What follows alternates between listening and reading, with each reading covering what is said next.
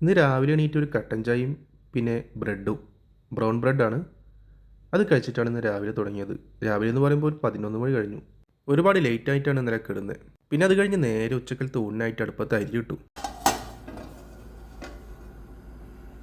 അങ്ങനെ ഊണൊക്കെ റെഡി ആയിട്ടുണ്ട്. ഏകദേശം ഒരു 2 മണി കഴിഞ്ഞു എല്ലാം റെഡി ആയി വന്നപ്പോൾ. ഇപ്പോൾ ഊണിൻ്റെ കൂടെ കഴിക്കാനായിട്ട് നമ്മൾ സ്ഥിരം എടുക്കാറുള്ള അച്ചാർ എടുത്തിട്ടുണ്ട്. ഇഞ്ചിച്ചാറാണ്. പിന്നെ ലബാനുണ്ട്, അതായത് മോര്. അത് കുറച്ച് ചോറിലോട്ട് ഒഴിക്കാം. പിന്നെ ഒന്ന് മീൻ കറിയാണ് ഉണ്ടാക്കിയിട്ടുള്ളത്. കറി ഇക്ക ഉണ്ടാക്കിയതാണ് കേട്ടോ. ഇക്ക അടിപൊളിയായിട്ട് മീൻ കറി ഉണ്ടാക്കും. ഇത് മാന്തളാണ്, വലിയ മാന്തൾ. ഇതിൻ്റെ വീഡിയോ നമ്മൾ ചെയ്തിട്ടുണ്ടായിട്ടോ. ഞാൻ ആദ്യമായിട്ടാണ് ഈ മീൻ കഴിക്കാൻ പോകുന്നത്. നല്ല വലിയ മാന്തളാണ്, ഇവിടെ ദോഹയിൽ കിട്ടുന്നതാണ് കേട്ടോ. പിന്നെ സൈഡായിട്ട് മുട്ട വറുത്തുണ്ട്.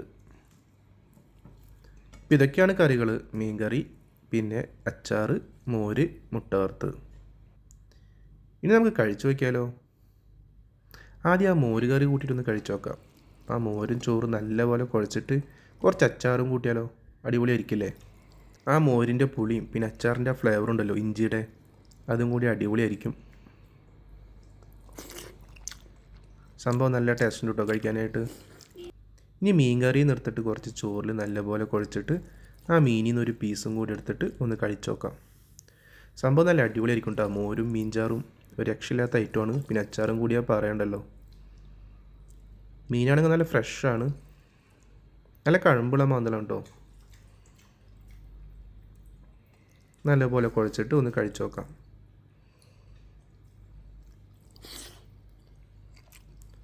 സംഭവം അടിപൊളിയാണ് കേട്ടോ. നല്ല ടേസ്റ്റിൽ കഴിക്കാനായിട്ട്. മീൻ കറി ഒരു രക്ഷയില്ല.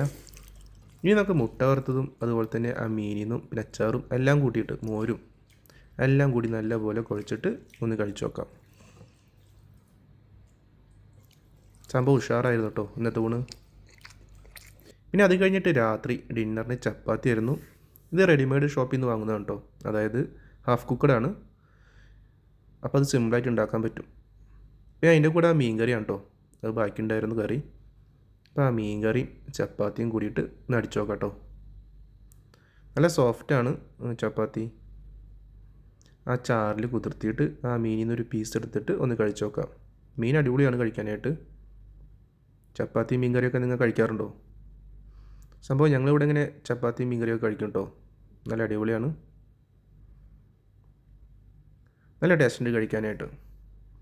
ചപ്പാത്തി ഉണ്ടാക്കിയപ്പോൾ തന്നെ ചൂട്ടോടെ കഴിക്കണം കേട്ടോ, ഇല്ലെങ്കിൽ അതിൻ്റെ ടേസ്റ്റ് കിട്ടില്ല. അപ്പോൾ ഇതാണ് ഇന്നത്തെ വീഡിയോ. ഇഷ്ടപ്പെട്ട് കഴിഞ്ഞാൽ ലൈക്ക് ചെയ്യുക, സബ്സ്ക്രൈബ് ചെയ്യുക, സപ്പോർട്ട് ചെയ്യുക. നല്ലൊരു വീഡിയോയുമായി വീണ്ടും കാണാം.